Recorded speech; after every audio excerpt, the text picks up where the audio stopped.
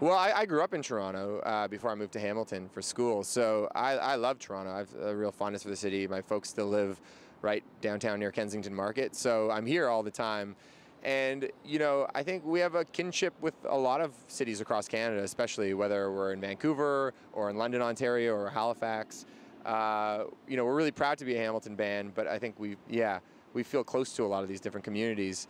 And I think for the festival, it's amazing that we're one of the only, not the only local band, but there's, in terms of, you know, the bands playing on the main stage, it's really cool that we're one of the local bands that get to do it. And probably the coolest thing is that we used to be so insecure about playing in Toronto. Toronto was sort of the big city market where we thought everybody was judging us. I still think there's a part of us that feels that way still.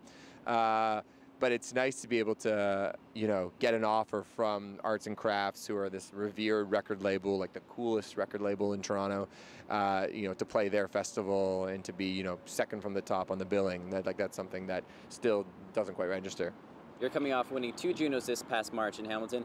I'm curious if that helps set the band in a current direction. I don't know. I mean, it definitely helps to be recognized in that way, you know, with Junos and awards and stuff. But, you know, it ultimately doesn't matter if you're playing on a stage like this and people aren't digging your stuff either way, right? You know. Yeah, I think it empowers and helps. Like, I think any artist will tell you, like, encouragement in any form is really helpful.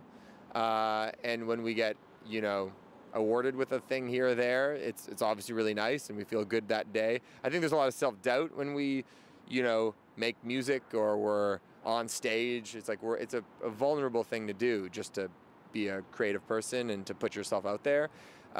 So when you're recognized as doing an okay job, then I think that just helps the good vibes.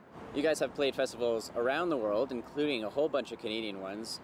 What's the difference between playing a European festival and a Canadian festival?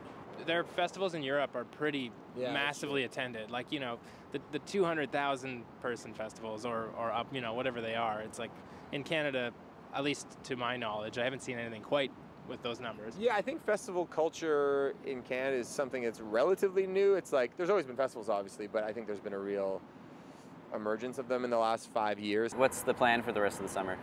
We get to play a lot of awesome Canadian festivals. We're playing Squamish in Vancouver, or in Squamish, British Columbia, I should say. We're playing Canada Day in Halifax. We're playing Osheaga Music Festival in Montreal, which is a beautiful festival. We're doing the Calgary Stampede. We're playing Blues Fest in Ottawa. Yeah, so we're lucky. We get to sort of just jaunt around and get treated like kings for the summer. And after the summer tour is all wrapped up, what's the plan for Arkells?